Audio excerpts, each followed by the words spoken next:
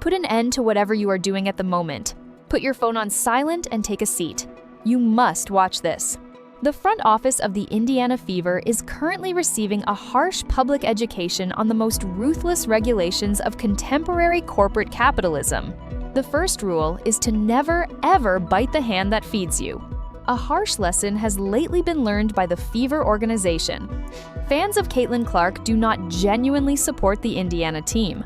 They are devoted followers of Caitlin Clark. Currently, those supporters are informing the front office in the loudest, most forceful, and most financially detrimental way conceivable that if you target their star player, they will come for your bottom line without hesitation. Welcome back.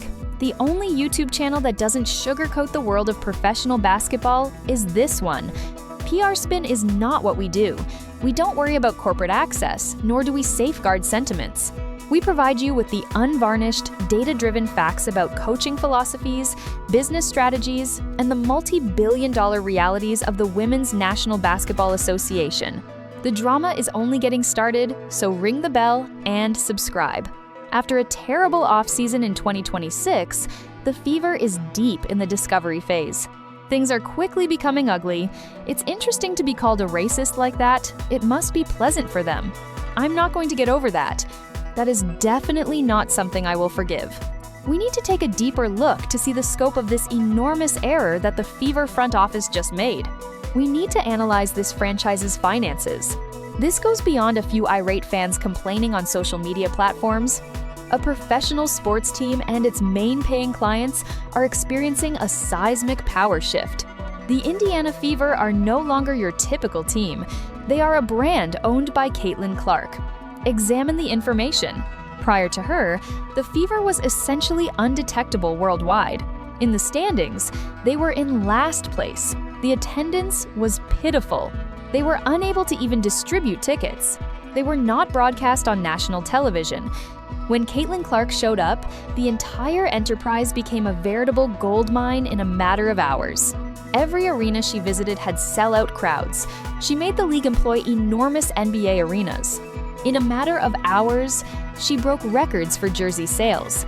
The Fever transformed from an underappreciated squad to the league's most valuable club. One individual is responsible for the entire economic boom.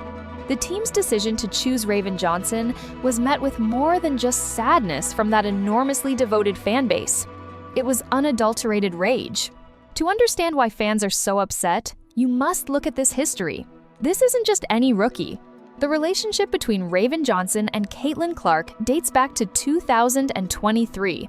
She was famously dismissed by Clark, who challenged her to make a three-pointer. A rivalry that went beyond basketball was sparked by that viral moment. Raven Johnson mocked the Fever's new audience on a podcast a few weeks prior to the draft. She even accused Caitlin Clark followers of being poisonous bullies. The business side of things doesn't care if you agree with her or not. From a marketing standpoint, you wouldn't use a first-round pick on a player who publicly disparaged your highest-paying clients. It is a complete failure of fundamental public relations. They are currently requesting that you purchase tickets to view their merchandise on social media. That is audacious. Whoa. However, selecting Raven Johnson was just the first step. When Coach Stephanie White took the microphone at the press conference and doused the flames with gasoline, the explosion occurred. This relates to messages that is terrible. Stephanie White did little to improve the situation when a reporter inquired about how the guards would operate. Rather, she used veteran Ty Harris as a combo guard in her lineup. She then asserted unequivocally that Caitlin Clark is a player who can play both on and off the ball. She went so far as to describe rookie Raven Johnson as a true point guard who can only succeed with the rock in her hands. To exacerbate the situation, White concluded by stating that the coaching staff can provide shooting guard Kelsey Mitchell with much-needed rest on the bench thanks to the increased guard depth. I want you to take a moment to consider what the head coach of a professional basketball team just said. The one thing that really counts in this situation was never mentioned by her. The entire offense revolves around Caitlin Clark, yet she never stated that she is our starting point guard. Rather, she publicly envisioned a plan in which a defensive rookie and an experienced role player would replace the best playmaker of her time, a star who breaks assist records and views the floor like a deity. The basketball analytics of why this is such a huge tactical failure are not being examined by anyone in the mainstream media. Here on WNBA Pro, let me tell you the reality about basketball. It is blatant basketball malpractice to take the ball away from Caitlin Clark. The way professional defenses are obliged to play is dramatically disrupted by Clark's gravitational pull when she runs the point. The opposing coaches cage her 30 feet from the rim because they are so afraid of her deep range. This gravity makes it easier to make layups and gives shooters like Kelsey Mitchell wide open looks from the corner that they can knock down. The most dangerous and effective component of the Indiana Fever offensive scheme is willingly eliminated when you move Caitlin Clark off the ball. Today's fans are intelligent. They examine the real data. When Clark is made to play like a simple spot-up shooter going off screens, they are aware that the team's offensive rating will plummet. Therefore, it feels like a direct sabotage of this franchise's most potent weapon to hear Stephanie White plan for that very flawed system. Is Kelsey Mitchell back here? Hold on. What? Take a look. The indicators are present. I'm beginning to question whether Caitlin Clark will remain on this team at all. This is the point at which the coaching dispute escalates into a serious, all-encompassing financial catastrophe for the squad. Due to the fact that fans are no longer merely complaining on Twitter and YouTube, they are launching a concerted, financially devastating boycott of consumers. In essence, the Fever ticket office is pleading for business. There was a huge season ticket waiting list for this squad only last year. This indicates that there was much more demand than there was supply. Any sports team would want to play there, but the front office made a deadly math error. They conceitedly believed that the Indiana Fever logo was popular. They overlooked the fact that Caitlin Clark is the only reason the fans are here. Fans are currently exploding on the internet, demonstrating just that. The renewal of season tickets has halted. When the ticket office phones those on the wait list, they hang up. The secondary market, which used to be a treasure trove of expensive Fever tickets, is now utterly silent and frigid. In an attempt to mimic the demand they just crushed with their own hands, the Fever organization is responding by sending out desperate marketing letters and group ticket bargains. It's crazy how ironic the whole thing is. Every warning sign was disregarded by management. They disregarded the negative connotations associated with this year's first-round draft selection. On a live microphone, they made the decision to disrespect the core of their offense. They are now pleading with the same supporters that their rookie offended to return, purchase floor tickets, and cover their new salary cap of $7 million. It's more than simply a PR disaster. That is a business failure that can be fired. Take a look at those indicators. Are they attempting to expel her from the franchise? You need to get up if you are the team's owner.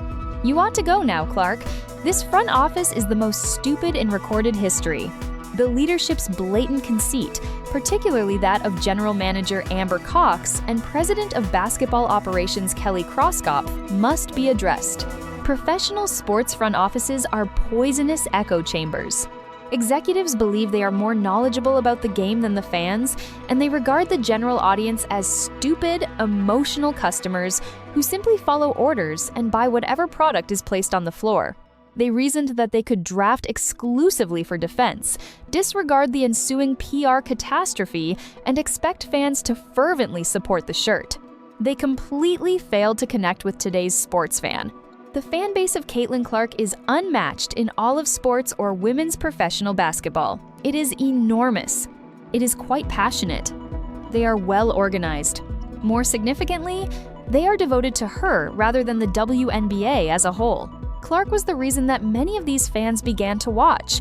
They were not raised on the WNBA. Unlike NFL fans who support the Dallas Cowboys or NBA fans who support the Los Angeles Lakers, they do not have the same level of generational allegiance to the Indiana Hoosiers. They are devoted to a single individual, and those fans will stop paying and leave the game as quickly as they arrived if she is mistreated, ignored, or treated disrespectfully by her own coaches. There are rumors circulating that she may soon be forced to play small forward. Whoa, no. Thank you. I want Caitlin Clark to be herself. Neither this coach nor this front office are experiencing that. Excellent. Stephanie White will continue to undermine the biggest star in the league for another year. Let's examine how this possible boycott could affect the league's overall financial prospects.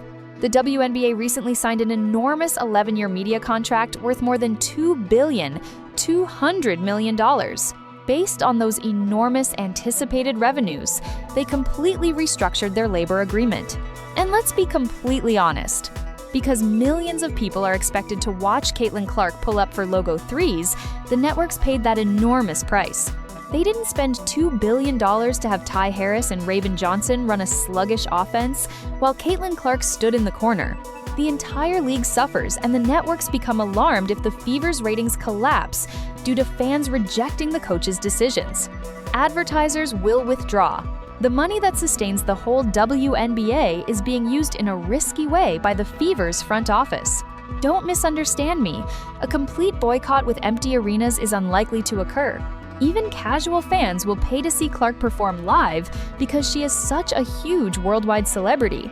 However, the situation involving season ticket holders and the ardent fan base is a clear warning sign that cannot be disregarded. This is the core fan base warning billionaire owners that the front office is on the verge of permanently crossing the line. Lynn's placement at small forward merely encourages the dull, grind-out style of basketball that everyone despises. Oh my God! The Indiana Fever is being eradicated.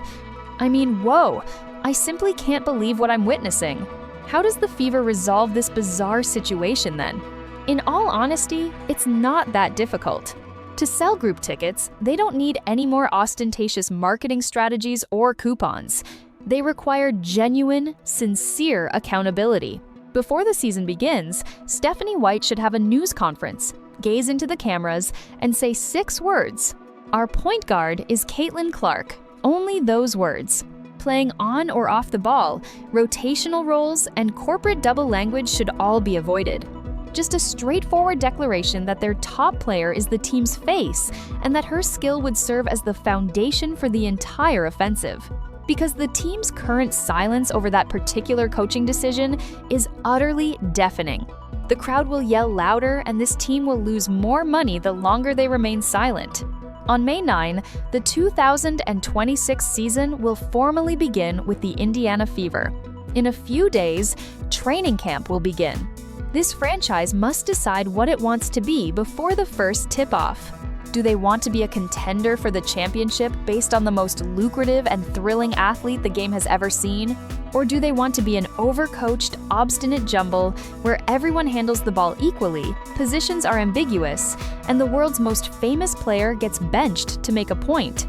The decision has been made by the fans who are purchasing tickets. Clark is their choice.